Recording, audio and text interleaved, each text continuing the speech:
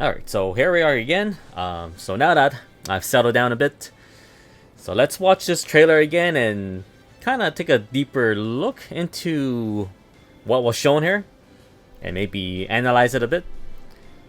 And I'll probably be doing a lot of pausing and skipping around, so bear with me. Combator V, we've seen this, well, I've seen this a few times already. Although what's curious is that, hold on, let me pause it here. Yeah. So here we can see he's actually fighting an enemy from Mazinger Infinite. Oh, or not Infinite, Infinity. Or is it Infinite? Yeah. Anyways. So well, the fact is, the point is, he is not fighting his enemy. He's fighting a Mazinger enemy. So yeah, I wonder if this will be post-plot for Combator V. Which is kind of a shame because it's been a while since we've seen their plot. Actually, let me head back a bit. This map, or this background, that is their home base, I believe. So at least we get their base, but we're not sure if this will be from the beginning or if this will be post plot for Combator V. Okay, so Zeta, this is something that was pointed out in the comment section in my previous video. The sprite is actually brand new. Okay, so let me get out of here. Let me go here. Okay, so here is the sprite from 30. Can you stay still? Yeah. Can take a better look. And here is the one from T. Can I go back to this? Yes. So here's the one from T. There is a pretty big difference if you look at him. There is a pretty big difference. Here, I think it still has that super deformed look. The head is clearly a lot bigger than it should be. Whereas here, the proportion seems more accurate, even though it still has that deformed look. But the proportion seems more accurate. I think that's what gives it that different look. And when I was first watching this, I felt like it seems off to me. I thought it was a whole, like, the animation looks different, but that's because it's a whole new sprite, so everything is new. So that's a positive sign. They're finally moving away from the Z3 as assets. Galgaigar final. Something that's of note here. Let me pause this again.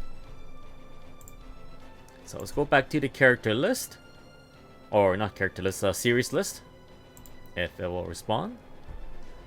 So here it's listed that Galgaigar final, it's actually unit only.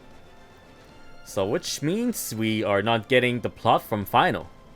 And I guess this means the focus will be on Galgaigar versus Betterman. Although I wonder how they're gonna explain Genestic, because the cover art, you see Genestic on a cover art, so how is Guy gonna get it? I wonder how they're gonna explain that. Animation. Oh, animation is so much better. Because the ones in T was, man, it was choppy. It was really choppy. And, oh, actually, I almost forgot to talk about this. So this is EI15. This is EI15. And this is from the original TV series. So I wonder why or how they're gonna justify this thing being here. Like, I mean, from the series entry standpoint, because I don't think this thing ever showed up in final, so this is kind of odd. This is kind of odd. And I also wonder if they're gonna include the Outer Yusha robots into the game. And more importantly, I wonder if they'll include King Jader. Because personally, I would love to see Jay Phoenix again. Not much to talk about here. I've already said what I had to. Although, wait, let me go back to the series list again. This over here, the recap movie, the third recap movie, it's listed as unit only. So maybe we'll get a few more characters in there that didn't show up in the movie, or at least they didn't fight in the movie, like Toto or Gino. Maybe we'll get their units as well. That would be nice. Okay, first Gundams. Oh man, this is a big surprise, a big pleasant surprise. Okay, so let's go back to that cut-in. Kind of, yeah. So this cut-in, I wonder if this is gonna be unique to Amuro. I have a feeling this is gonna be unique to him. I'm sure, at least I'm hoping we can put like other pilots in here. Put like Kamyu or Uso. Put other Gundam pilots in here. But I have a feeling they will just get their normal cut-ins. Unless they make the first Gundam like exclusive to Amuro. Which I can see them doing that too. But logically, you should be able to put other pilots in here. And they might just not get this cool cut-in, right? Oh man, it's so cool. This is so... I still can't believe they did this. Oh, and I should also say that one day I'm still hoping one of these Robot Wars that will do a 1 year war only for Gundam. So you have the first Gundam. You will have 8th MS Team. They will have War in the Pocket. And I know I'm dreaming. Maybe put in Blue Destiny, and then this would be a perfect excuse for them to put in Thunderbolt. They can put in Thunderbolt. Just 1 year war only. 1 year war only. That would be dope. Oh, I should hold on. Go back to the series list. One thing of note. Well, not exactly the series list, but if you look at the cover art, it's actually Shin Geta Dragon here. So it's not Shin Geta, but Shin Geta Dragon. So that's a bit of a spoiler, but then again, they did make the sprite for T, so it makes sense that they'll bring it back again. Elgaim, man, I was so happy. Before this thing, like this is one of the series. I guess you can tell by my reaction. I was really hoping they would bring this back. This along with Leisner, I really wanted to see them bring back Leisner, but at least I got Elgaim. So I can't really ask for more. Animation wise, it looks really nice actually. It looks like it's done by the Arios dude. The animation looks very fluid and dynamic, and it almost looks like it's straight out of the original anime.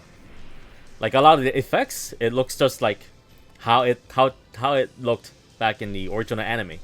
So that's his style. That's that person's style. I don't know if it's a dude or girl, but yeah, it looks really good. It looks really damn good. So I'm happy they gave Elgaim the top tier treatment. Okay, so yeah, okay, go. So Shark's counterattack. So same thing with Zeta. The sprite is brand new. Here, it's the sprite. It's a little zoomed in. I feel like this is not the idle stance, so to speak. It's already started moving, but this is a sprite for New Gundam. For Shark's counterattack. It looks really damn good, especially if you compare it to what we had before. This is still damn beautiful, right? I gotta say, this is still one of the best looking sprite. But you can tell there's quite a difference. There's quite a big difference. So same thing with Zeta. They changed the proportion to a bit more, on more natural proportions. But it's good to see they are finally phasing out Z-free sprites. I've said that already. Very nice to see. And another thing of note is that in the series list, only Shark's counterattack is listed, not the novel. So that probably means we won't be getting High New. So if you look at the series list, only the regular Shark's counterattack. Although I'm not exactly familiar with this MMSV, because, well, obviously this is for Zeta, which explains the full armor Shakushiki we see later in the trailer. But this, I am not too familiar with, so maybe if someone can fill me in as to what is going on here.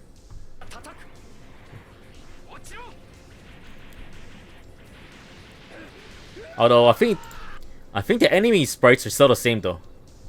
I think these are still the same ones. Narrative looks alright. Well, I actually haven't seen narrative, so I can't really say much about it. Looks alright though. So V Gundam, man, this is a very pleasant surprise.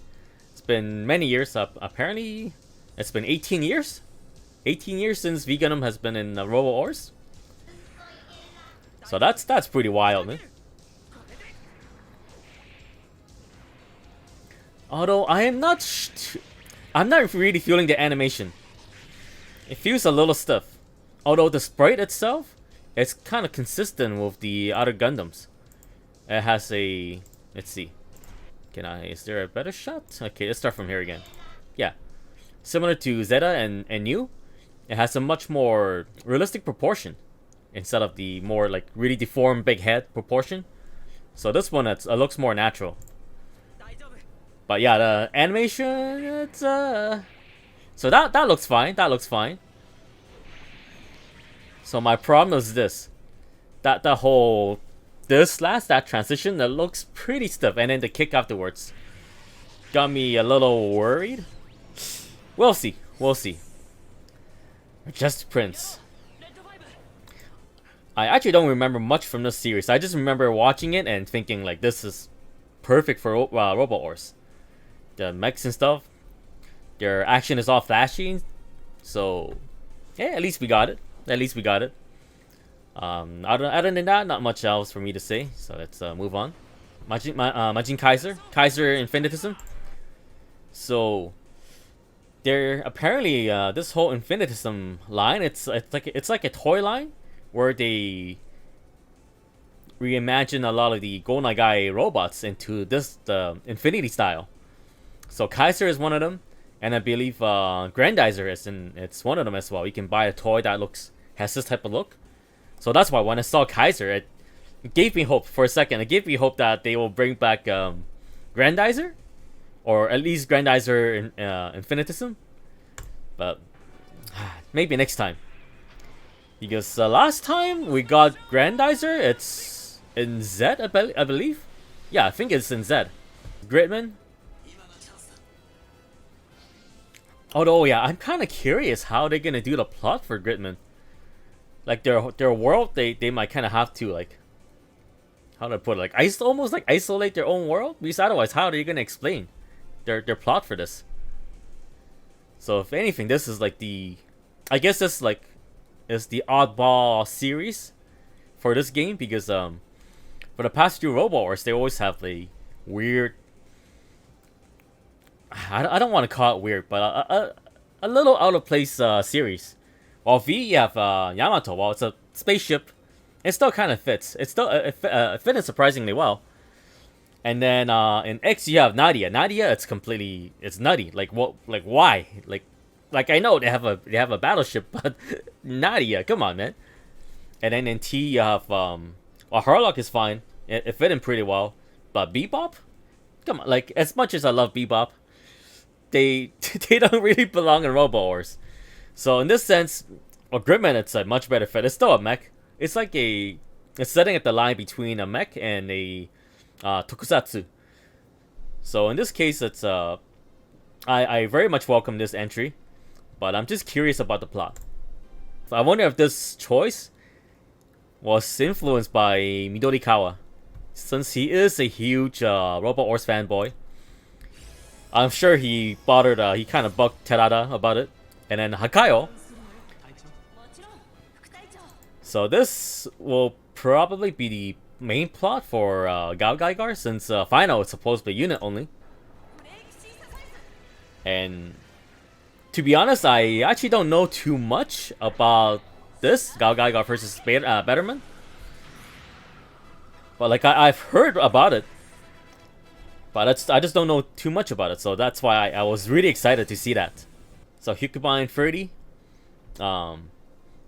There's yeah, like I said in the reaction video, I thought this was Ash at first glance because it has a lot of these tapes and stuff. But yeah, if you take a better look, it looks much more like a Hyukubine. And and the free X on his head, it's almost like a sensor to censor out his eyes to avoid copyright loss or copyright claims. Although I wonder if the upgrade will somehow take away the mask hair and finally reveal its face and show us the glorious Hyukubine face. Because we all know it's getting an upgrade. It's gonna get an upgrade. I've read people saying, it might be the gunner frame or the boxer frame again, but I really hope it's not. I really want to see something new. And another cool thing, it's we finally get to see where the leap slasher comes from. Because even all the way back from Robot Wars 4, that thing, the leap slasher, it just comes out of nowhere. It just pops up from his back and just shoots for it. So this is the first time we actually see where it came from. And actually during the event, when there's a segment where they were all playing around with the toy, the special edition toy. And I forgot who was it that mentioned this, but they're saying when Karuki was designing this, he wanted to include this thing to for a storage for the leap slasher. So that's kind of where that came from. It was apparently it's Karuki's idea. Main character, yeah, it's nice to for them to cast Sugita as the main character, considering he's been hosting the Umasugi wave for God knows how long, over a decade I feel like. So it's a nice reward for him. And same with her, Aizawa Mai. That's the reason I started laughing when I saw her being the CV for her, because she is another host for their radio show. So it's almost like a reward for them for their hard work over this past decade, hosting that radio show. And then here is the rival mech. This thing looks really cool. And actually during the event, when this was first revealed, no, I think it's afterwards they did talk about this mech. If you didn't notice, it's designed by Obari, well known for designing Gravion and many other robots or mechs. So his style, it's what's the best way to explain this? It has a very sleek and kind of funny way to describe a mech, but it looks very handsome. His mechs tend to look very handsome. So he said afterwards that this is his first time designing a mech that looks this bulky. I think it turned out alright. I really like the looks of it. It still has a lot of Obari elements in it. A lot of the lines and, of course, these type of gems or jewels. And the mechs is very much Obari-like. And, of course, the face. It's not super handsome, but it still has his signature style. The pilot, CV Nakamura.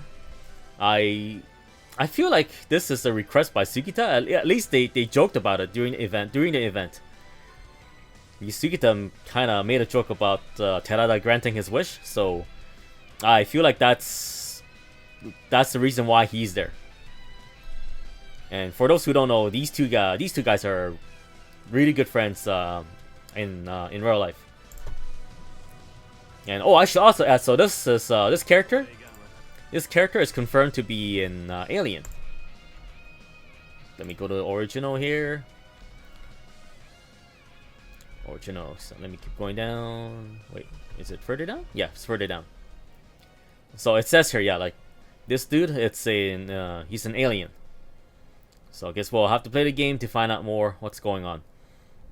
Oh, and also the name, it's kind of like a reference to Obari, because they said, well, the name, it's if I'm correct, it's pronounced Gurabarin.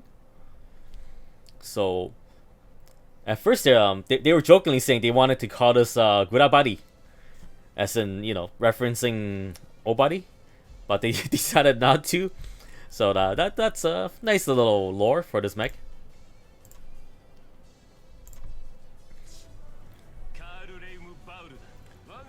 Yeah, even this shot, it's classic. It's classic Obari style.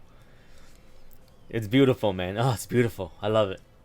Okay, so the tactical area select. So it was pointed out in the comment section that they've done something similar in previous game in MX, Impact and Compact. Something I completely forgot, even though I played those games. And yeah, in those games, how it works is like, you are presented with like 3 or 4 stages, and you can choose the order. If I remember correctly, you can choose the order of them. You can do them in whatever order, and depending on which stage you do first, it will affect the other ones, the other stages. The boss might retreat earlier, or your units might be damaged, or there will be more reinforcements. Like the conditions for the stages will change depending on your order. So I'm kind of hoping they'll do the same for here, but I'm not expecting too much. I'm not expecting too much because this one, it seems like there will be even more freedom. Because it seems like let me find a.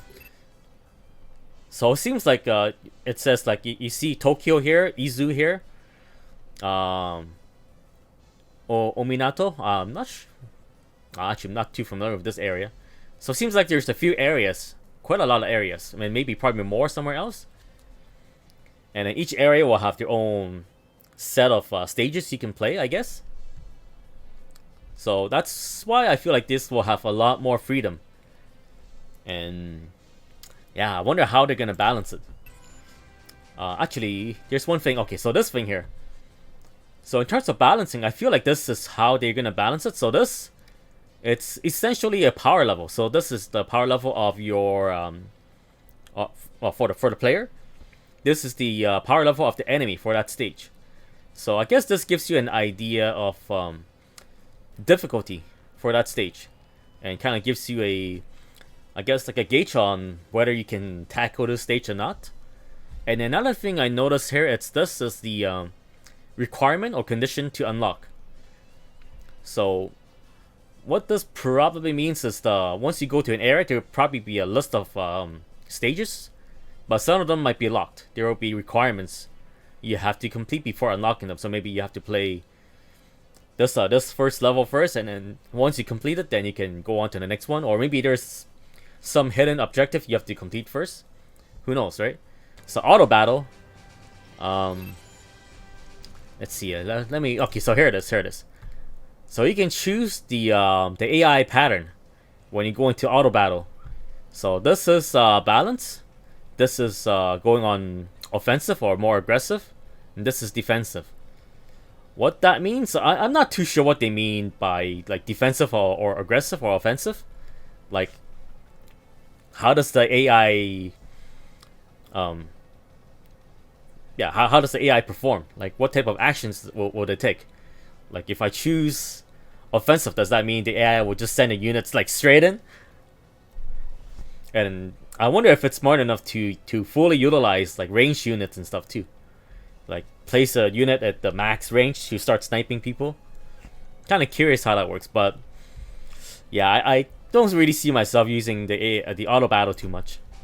Here, yeah, we have the representation from the Zeta MSV, full armor Hyakishiki, and also of note, it's we get a Quattro here. So maybe that means we are getting the Zeta plot. Because if he's still around, that means we're still in the middle of the Zeta plot, unless they really messed around and said he survived the Grips War and stuck around. Then, if that's the case, does that mean? Well, I guess there's a few possibilities. So what I mean is that Char's counterattack might be a unit only, because if he stays as an ally, then that means we're getting New Gundam as a unit only. We won't be getting the plot unless he leaves us halfway through the game and starts the Char's counterattack plot, which they've done that before. When's the last time they did that? Like mid game where he leaves you. I know they did that in 64 for sure. I can't remember. Did they do that in Impact? They might have did that in Impact. Actually, in Impact, he started as a Char from 1 Year War, and he gradually goes on to Char's counterattack, right? My memory's kind of failing me, so maybe someone can help me out here. So SRX. Okay, so SRX, let me go back to here for a sec. Original, no, special guest. No, send me over here. So on this page, they pretty much confirmed that we will be getting SRX and Cybuster. So what I'm not sure, it's whether these two counts as the two OG mechs from DLC 1. Okay, Season Pass. So we have two DLCs for the Season Pass. So Season 1, not Season 1, DLC 1 comes with 9 extra units. Two of them are from OG.